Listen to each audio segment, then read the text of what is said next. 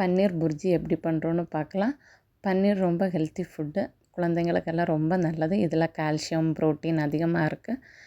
இப்போ நம்ம ஒரு பேனில் கடுகு, பெருஞ்சீரகம், கறிவேப்பிலை போட்டு தாளிச்சிட்டு 2 மீடியம் சைஸ் வெங்காயம் எடுத்துக்கோங்க.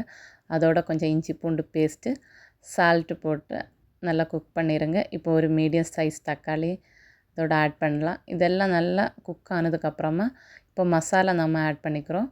மல்லித்தூள், மிளகாத்தூள், மஞ்சள் தூள், கரம் மசாலா எல்லாம் ஆட் பண்ணிவிட்டு இந்த மசாலா எல்லாம் 2 நிமிஷம் நல்லா குக் ஆயிடணும்.